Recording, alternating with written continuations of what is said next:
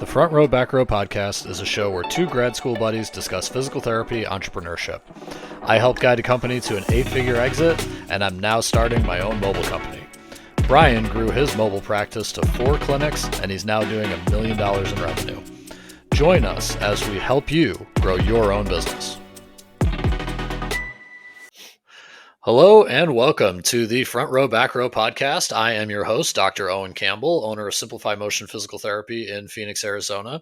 And with me, as always, is Dr. Brian Wolf, owner of Evolution PT and Fitness in Connecticut and Long Island. How are we doing today, Brian? I'm good, man. How are you? I'm good. I'm excited to talk about our next topic because, again, it's another thing that you've done over and over again, and I'm just learning about, right? And it's something that's seems simple, but then when you actually get in and try and do it, a lot harder than you at least think it might be. So what we're going to talk about today is setting up, I always like to call it just setting up your online presence, right? And not so much online like having a beautiful website only. I mean more like how to get technology to work for you in a lot of different arenas when you're first starting. So as we talked about a little bit in previous podcasts, you could always spend a bunch of money and have somebody do all of this for you. But a lot of our listeners are just starting out, right? Or they haven't made that first million. So they're really trying to still cut corners and figure out ways that they can do it. So I thought it was a really good idea that we put together kind of like a little bit of a top 4 or 5 things that we would do if we were just to start, right? And I can go through some of the stuff that I'm dealing with right now, and we can hopefully kind of come to a little bit of a conclusion on some of these things on how to save money while also getting pretty good results.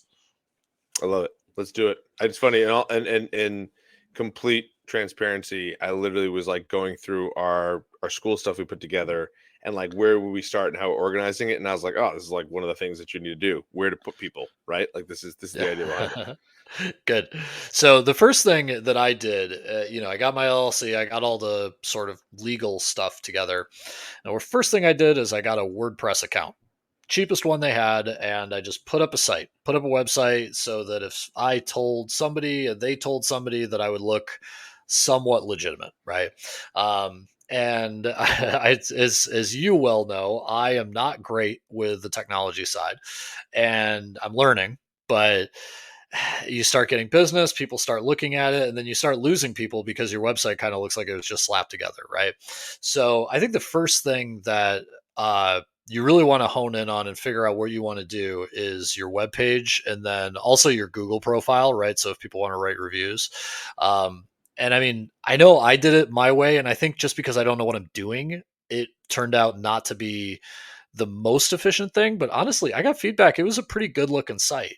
So, I mean, what would you, in terms of like, if I said, man, I have 3 patients who've paid me money, so I have, $450, right? Yeah. So I could pay for this $100 a year membership, and then what else? Like, where should I go from there? I got a site that says my name on it with my picture. Now what? Yeah, I mean, I think the biggest thing that I would tell anybody is to go like that's the nice thing about like Wix. I think it's like $300 for the year. Like, there's a lot of places where essentially what you can do is you can create a web page where essentially what ends up happening is people just go to find you, right? And I remember the first time I created a web page, I did the same thing, and I am not that creative. So like for me to put like a web page up there, it sucked. I remember it like not being particularly good, Hmm. and so to have something that's a clean image that looks good, then somebody can go up and like, again, see who you are, read who you are. The reality of what happens here is I also think I wouldn't lose too much sleep on the website, because the reality of it is most people only click through like I think it's like 1 to 1.7 pages on someone's actual website. So the reality is to have a really good landing page is really important, because if I have if I've got somewhere like one page that's connected to all of my advertising and all of those things, and I'm going to collect leads through there, that person's probably going to go straight to that, and the faster I can get them to that, the way I've heard it described is like, think about especially with advertising, think about the crescendo of the advertising. Like if you're in that person's shoes, like if I've clicked on an ad, like say I find an ad and I'm like, oh, I'm interested in that, I might be poking around for like 3 clicks, at the most. And then it might be like how many times have you gotten through a shopping cart and be like, nah, maybe I'm really not that interested. Like Yep. you really want to catch somebody quickly where like you're like, all right, let's do this. And then you jump in, right? Most people aren't like first time they see it, boom, done, boom, right? And I would also argue that the more expensive your product, in this case, we're talking a lot about physical therapy and obviously like cash based stuff. Like this is why I think insurance works really, like insurance helps because as soon as they see we take insurance, oh, perfect, bang, boom, boom. And then now the person's a little motivated because they're not paying as much money. Whereas in the cash space, like you got to be prepared because like they might not buy the first time, you know what I mean? Depending on Yeah. the product. So I think being super efficient is the key, right? And so, Mhm. so realize that it makes more of a, it makes more sense to me to spend more money and time on one really good landing page. And there's lots of services that are doing it. However, that being said, those services also know what they have to offer, and so therefore they will charge you as well pretty accordingly. So, Yeah. somewhere between 300 and $1,000 is probably what you're looking at as an initial investment. Yeah, and I kind of shot the gap in between with that, right? I started with my webpage, that landing page, that this is what I'm doing, and had some keywords. So if people searched my name, they would find it, right? And then now I'm at 8 months in, and I've actually just started hiring somebody. He has like a nice kind of budget option that also gives me a little bit of SEO and all that because I know going forward I will need some level of SEO presence to build even more of an SEO presence. It makes it easier to do. Um, but I don't need that. I just think that my vision is to grow. My vision is to hire multiple employees, get bigger, all that, and you will need that to start out with. But if you're just looking to just keep getting your patients, just a landing page, like you said, 1.5 clicks, right? Um, it just has to be very informative on the cash side, or for the insurance side, mostly it just has to have the sort of we take this and then go. I think also too the Google profile is really important. I just had a friend who's a air conditioning tech, and he's been in business. He's been in a BNI group. He's been doing all this stuff for years. Doesn't have a Google profile. It's free, right? He doesn't set it up. I was like, hey, where can I leave you a review? You did a great work. And he's like, oh yeah, well, I mean, I'll eventually get a website. And I was like, no, man, like go put some pictures on there. That'll help too when it comes to just like, again, basic searching. When somebody says, oh, this guy Owen has a company, you got to have that business profile on there if you don't have it already. It's a really good point. Like if you don't have, website, right, in general, then what ends up happening is when people go to find you, they can't find you, right? And so, to optimize any type of Google SEO, you need to have some sort of website for that, right? So it makes sense. And a lot of it is a lot of what we're talking about here in general is when we think about advertising, we think about other things that accumulate. We're talking about where basically to send your leads, right? And so there are certain ways to do it that essentially engage your leads.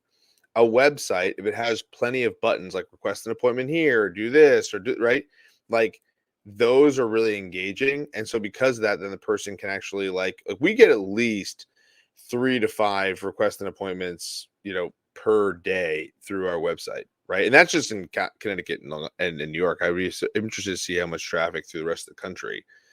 And so the reality is like when you're showing up on Google, you're showing up other places like that obviously matters, man. Like that, you get a lot going on that way, right? So to think about where you're going to send people, like the idea behind content driven and organic advertising is going to be to put that advertising out there to drive people towards your website where people then can then sign up with you. So essentially what we're talking about is any types of links that people can give you their information because they're then raising their hand saying, hey, I have back pain or neck pain or I have X, Y, and Z, and I need help. And so that's what this essentially is doing, right? So, to your point about a Google profile, that's so important so that people can actually leave you legitimate claims and people read that stuff, man. Like that's the thing. It's important. Well, and that's it. And I think that first box is legitimize yourself. Make it so that somebody looks at you and says they're a real company, right? The Yes. second thing I want to talk about is now that they know that you're a real company, how do you close that person, right? So, oh, I have a friend, she's got back pain, she would love to work with you and all this stuff. And how many times have you heard that, right? And crickets. No one calls ever, right? So turning that legitimacy as a company into actual leads and actual bringing people in, I think is probably the next best thing I would really want to start looking into as I'm starting to set up any sort of technological presence, all the way down to just starting the company, right? You have to figure out a way of getting those people through your door into actually cash in hand patients. So one thing that we're going to talk about, I think you wanted to touch on, is setting up a calendar. And we talked about a little bit in the last episode about how this can kind of lead you very seamlessly into a face-to-face conversation via Zoom, if you set it up through your website. And then also, I think just making sure that we're taking care of people once they've come in, right? We're asking for Google reviews, we're giving them appointment reminders, we're making sure that they can seamlessly schedule on our calendar. All of those, like nurturing the person as they've made contact with you, I think is probably the second step that I would take. Yeah, I agree with you. I mean, I think so. There's kind of two pieces to what you just said, right? So to go into the calendars or CRM, I think what you're setting the person up for next is the sales process. Okay. Mm-hmm. So this could be done via a calendar as basic as Google Calendars. I think that's what I used when I first started, right? And then would hop on phone calls with people, right? Yeah, and it would hop on phone calls with people. That works. The other thing is virtual, just like this. Like we're talking virtually, and you could do something along those lines, or in person, right? So all three work. All three work. That being said, I always quote the movie We Are Marshall, right? Where there's a point where he's fighting back to get their rights to have a football season after what happened in that movie. Spoiler alerts, right? And so what he does is there's a line where Matthew McConaughey, right, turns to who's the athletic director. I don't know the actor, but he was getting denied the access and the ability to actually reinstate their football season. He goes, I bet you didn't ask, and he was calling them and that kind of stuff. And he goes, I bet you didn't ask your wife to marry you through the phone. Right. And it's like, exactly, like realize that the personal aspect of, if I'm going to ask for more money, the more money I'm going to ask for, the more intimate I want it to be. So you want it to be face to face, either virtual. That's what's beautiful about what COVID did, was it did make this very normal. So to do something face to face where we're not in the same room together has a much more personal feel than, say, if you're on the phone, right? And same thing if I'm in the room with somebody, right? Like in theory, if I'm on a sales call with somebody right now and I'm asking for $10,000, and I'm making up a number right now, but I'm asking for $10,000, right? In theory, if Owen's the person I'm trying to sell this to, he could just delete the chat right now and the sales meeting's over. I lose control. Versus if you're in the room with me, it's a lot harder to get up and walk out. I've had it happen. Where someone literally just started standing up and turning around and leaving, and I was like, I guess this meeting's over, huh? So that does happen. However, I think when it comes to what's important to understand is from the calendar perspective, it's like, okay, if I'm going to set up a calendar for you, we're going to set up a time to talk. We're going to set up a time to meet in person, or we're going to set up a time to meet virtually. And so there's stuff like Calendly, and then I guess the next step is then, and like Google Calendar will do this feature where you have Google Meet that links in. That's really great. But then there's also CRM systems like Go High Level and other CRM systems that are out there that you can sign up for that will do this as well. That will create it for you. And I think it's important to look at the two ways a calendar can help you. A calendar that is put in the patient's hands can help you. Like we talked about on this podcast and previous podcasts about it being a way of getting you in front of a patient, right? Because they can schedule a discovery call. But it also allows them to pick their appointment time, and it allows you to send automated reminders a day before, which has been shown to increase show rates or reschedule rates, right? As opposed to just a no-show.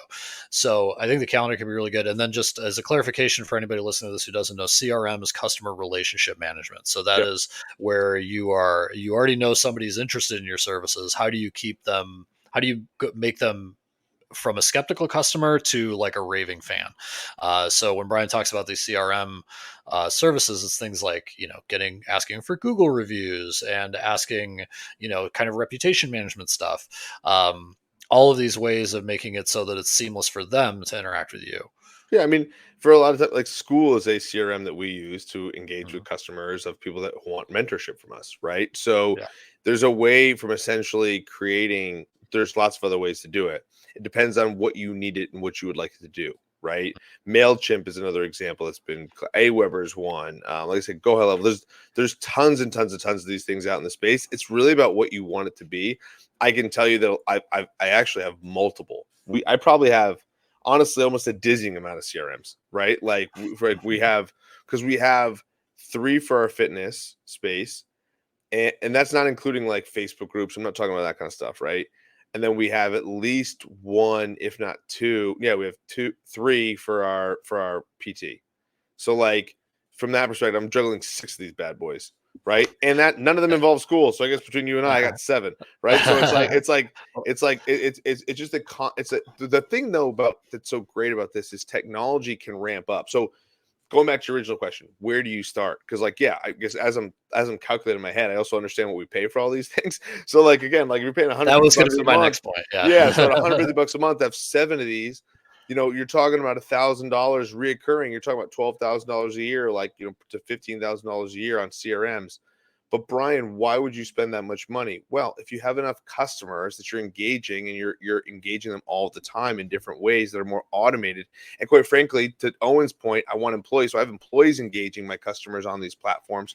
I want to make it as easy for my employees to engage my customers and as easy for my customers to engage them back. And so that increases retention. So these are the determinations you got to make as you build your business. CRM is honestly just a try hard made into technology. So like how like a kid on a team, a kid on a team who doesn't have any skill, but like definitely like he's always in the weight room and he gets on the field just because like he tries hard, right? You can do a lot of that yourself. You can constantly be texting people about your appointments. You can constantly be doing all that. As you level up, either more patients or you're able to save some money to put into these things. You can invest that money to make it happen at a faster level, right? And that's the try hard becomes the talent, right? So when you're talking about CRM, it can definitely be bootstrapped, but trust me when I tell you, it is very frustrating once you get busy to do it all yourself. So it will eventually migrate into it. But if you're just starting out, dude, we all did it. We all have been, texting people appointment reminders. Are you going to be here tomorrow? Like all that stuff. I'm able to now kind of move that off a little bit. But I mean, not to any great shakes, not to the point that, we're talking about Mr. Evolution physical therapy over here. Well, I think what's interesting is as I'm looking at it, man, like I have one CRM that I know I pay like $150 a month. But literally it's just to send emails out to people. But I know that it's helped me get people through the door, and I just like the ease of how much easier it is for me to get the emails out. I don't need to use that. I could use another CRM that we currently have, but I just don't like it as much. And so, like, to your point, if you're just starting out, you don't need that. And by the way, the good news is I would say like that when I first started with that CRM, it was only $10 a month. But now I have an email list of over 15,000 people. So guess what? Now it's $150. So like the reality is like when you're engaging those people, it's a little bit less. Now, something like Kajabi where you can develop the website, and there's kind of an old adage, right? Like every one company can really do one thing well. Like Kajabi was designed as not so much a CRM, but like as a website company.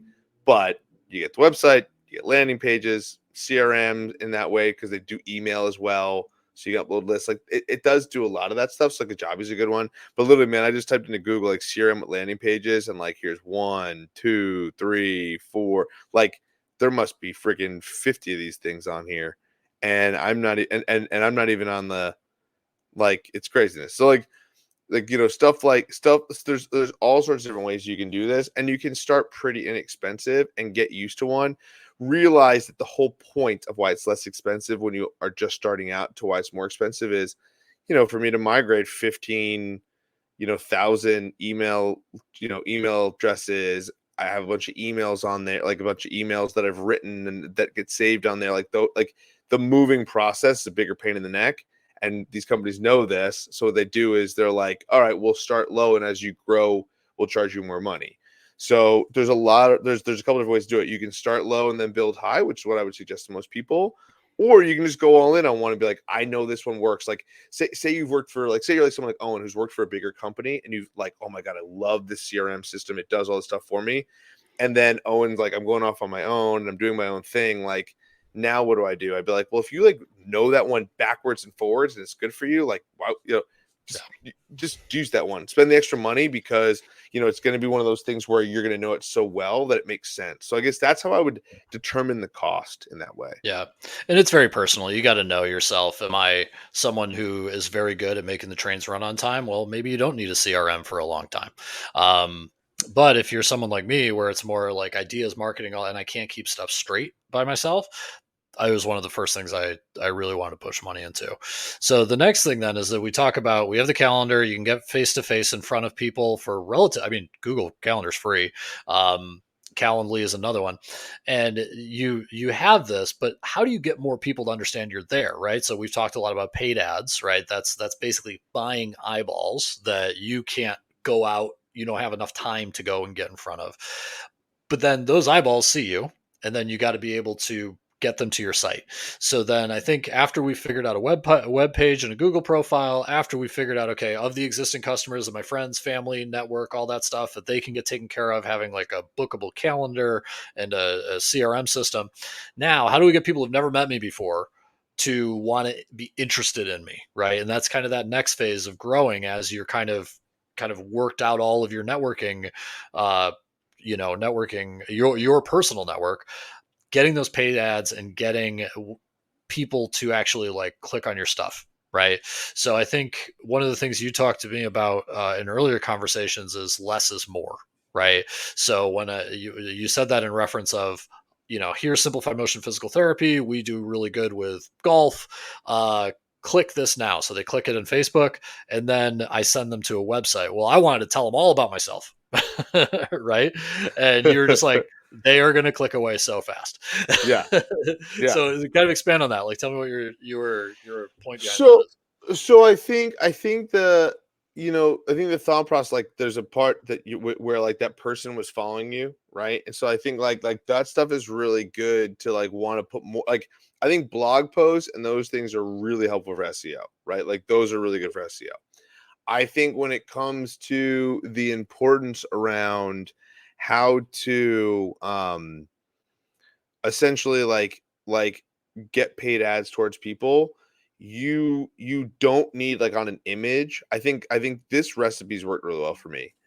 Image that is eye catching, right? Like attractive male or female is a really good one, right? Like, no offense to other people, but attractiveness does catch eyeballs, right? Like if I know Owen, if I put a very attractive woman, he's going to slow down a hair, right? Like like a picture, and I love his wife to death. I know she would say the same exact thing, right, Owen? Like, right? So like again, like attractive men and women matter, right? But like doing a picture of somebody doing something, that's calling to your audience. So in the case of Owen, like a golfer, an attractive golfer hitting a golf ball, and very small small like copy being like Simplify Motion, we help golfers hit the ball further. And then think psychology. You could even have like attractive male golfer friends being like, "Whoa, look at that!" Like something like that. You know what I mean? Like you could do something along those lines. Short videos help, but again, they're like we have like 5-second attention span. So I'm finding images work better, and then really strong copy. So if you can come up with a really good ad copy that's in the caption that describes your program, the importance, because what's going to happen is that picture is going to catch someone's eyeball and they're going to be like, I kind of want to learn. You want to like not write the whole caption on your thing, right? For your paid advertising, because in theory, if they go to your copy and they read your copy and they're like, I'm interested in this, then they'll click on something. And that's where then like, all right, we're going to click on the link. I want to learn more. So like, let me go and let me schedule a time to meet with this person and give my information. And so I have found a lot more people, what will end up happening is they won't actually book off that. They'll give you their information to contact them.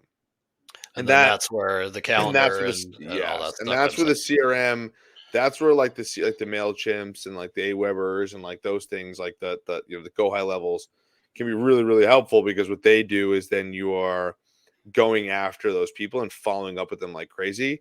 And that's important, because that's the fortunes of the follow-up. The more you follow up with people, the more you get them invested in what you're doing, like the better. Yeah. And I think again, this is all based on scale, right? So with me, I'll go to Canva on my free subscription, or I think I pay like $5 a month or something. Yeah. I'll make something, will have those very basic psychological things. I will chat GPT a caption or I'll write it myself. And then I have a very basic landing page, and then I'm the one that calls them because I might only spend $10 a day on my ads because that's all that's all I Yeah. have, Yeah. right? And then you can scale it all the way up to what you're doing, where you're spending a few thousand a month on ads, and you need all these different processes to be able to kind of handle that volume and make every customer get a touch point, right? So I think that from someone who's early, there's a way to get a lot of that same mojo for a lot less money, Yeah. right? Um, and again, it's once the whole goal is getting more people, right? So if you get more people, then you have the money to spend on these other, this technology that'll help you manage that and keep up. Yeah, the one, and again, come circling back to the CRM, and the one thing that I would say, again with paid advertising, is I've had a ton of success with Go High Level, and we are not sponsored by Go High Level at all. Maybe Go High Level will contact us, that'd be great. There you go. But they're the ones that like you can do the most with, and they're just under $300 a month. So again, Mm. like to your point, it's all right. So $3,600 develops your landing pages, does call tracking. You can text and you can mark those. Now I know you got to do stuff with like Twilio and other things like that. So it's not the actual CRM, and now you have CRMs that feed into the CRMs, right? So it's like it is expensive in certain ways, but there's aspects to this that you can even build a website from this thing, right? But it So but it maximizes its scale. Like the yes, whole thing is you got to just do that so that cost or customer acquisition math that we did way back in the early stages of the yes, podcast, where it's like if I put $1,000 in and I get 3,000 because of it, it's worth it, yes, right? there's the machine. So yeah, and I mean if you keep that at the front of your head, me as a small business, I can do that. I can say, oh, I spent $50 and I got one person. Amazing, right? Like Yes, then I won't run away from something that's working, right? yeah. All the way up to you, where you will have spreadsheets and outlays and all this other stuff and accountants and everybody telling you. And then you can say, oh, yeah, obviously that makes sense. So I think mentality wise, you can save costs just by knowing the right stuff to throw money into and having that sort of customer acquisition math in your head. And then knowing that, like, you can get a lot out of just trying hard and kind of knowing the major principles of what these bigger scalable CRM units, calendars, companies, what they do for advertising, all that, knowing the basic principles that someone like you, Brian, who's literally spending that money, you're doing the same. You're talking about those principles right now. So if I could just take those and just put it on a smaller scale, I'll be fine. Yeah, 100%. And like I almost would tell you, Owen, like for anybody, like I would find something where, all right, like I just need a landing page and a way to like if you were just to say, hey, I want a landing page and a way to get like to bring on money and like take money Mm, in payments, right? That's probably gonna be $99 per month. All right, so say it's $99 per month. Then maybe the next jump is to something like Go High Level, where it's like mm. $300 a month. And so Yep. like that's how you can kind of mitigate that. And I think that's a good way to build your confidence. To like that's what we talked about. Like I wish I had the more confidence to do this. You know what I mean? So I think there's a lot of that aspect of it. So I think there's a really cool way to build that. And that's why I like stuff like, even like the Kajabis that are like, $99 a month. It's like, all right, that's not that big of a deal because ultimately we can use that kind of stuff, right? And Brian, do you know a great way to build your confidence when you don't have any or you don't have the experience Oh, to?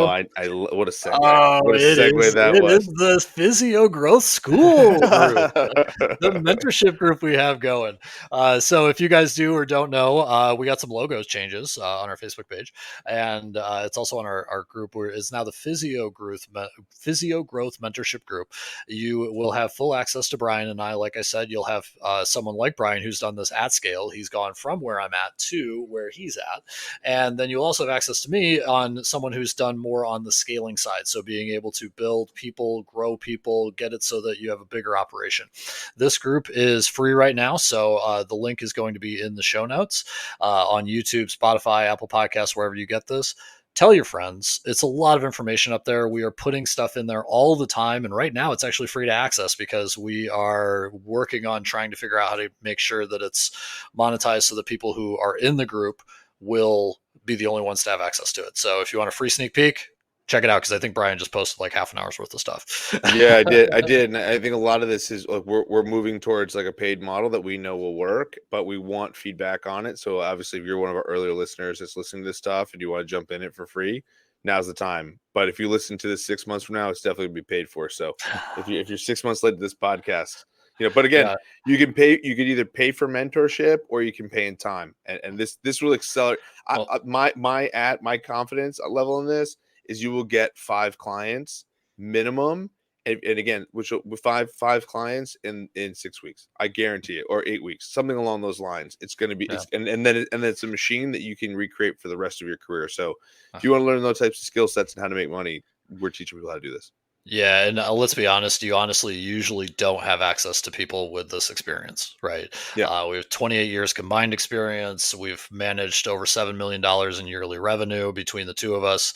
It's not some guy who had the best cash practice in a state 10 years ago when no one else was doing it. So, look it up. It will eventually be priced appropriately. I hope All right. Owen's not mad at me saying this, but we've been doing this now, and Owen in a year of doing this has hit 6 figures, right, Owen? I'm getting close. Yeah, I am so, getting close. I am not too far away. In his first year, I mean, that's pretty cool. So, I mean, again, if that's something that you're interested in doing, we're doing this kind of stuff and teach people how to do it. Yep. All right. Well, with that, we are out, my friend. Cool, man. See All ya. right, see you.